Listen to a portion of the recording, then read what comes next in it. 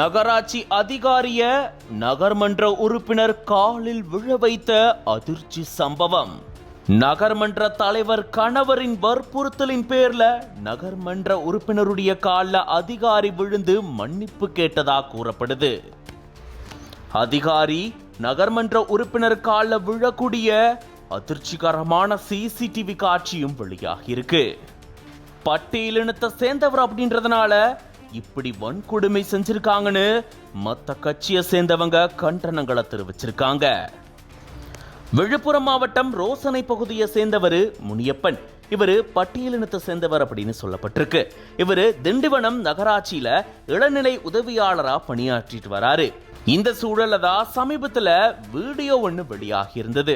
அதுல நகர்மன்ற உறுப்பினரான ரம்யா ராஜா அவர்களுடைய கால்ல இந்த அதிகாரி விழுந்து மன்னிப்பு கேட்கிற மாதிரி பதிவாகி இருந்தது. திண்டிவனம் 20வது வார்டு திமுக நகர்மன்ற உறுப்பினரான ரம்யா ராஜா இளநிலை உதவியாளர் முனியப்பன் கிட்ட அவங்களுடைய வார்டுல நிதி ஒதுக்கீடு சம்பந்தமான ஃபைலை கேட்டதாகவும் அதுக்கு முனியப்பன் பதில் சொல்லாம இருந்ததாகவும் கூறப்படுது.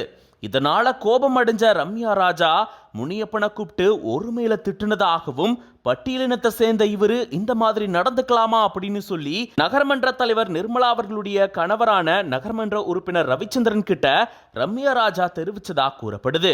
அதன்படி நகராட்சி ஆணையர் அலுவலகத்தை சட்டவிரோதமா இவங்க பயன்படுத்தி அங்க இளநிலை உதவியாளர் முனியப்பனை வர வச்சு நகர்மன்ற உறுப்பினர் ரம்யா ராஜா காலில் விழ வச்சதா கூறப்படுது. இது தொடர்பா அதிகாரி முனியப்பன் என்ன சொல்லியிருக்காருனா, இது கடந்த 2021-22 காலகட்டத்தில் நடந்த சம்பவம் அப்படின்னு தெரிவிச்சிருக்காரு. இது தொடர்பான உங்களுடைய கருத்துக்களை கமெண்ட்ஸ்ல சொல்லுங்க.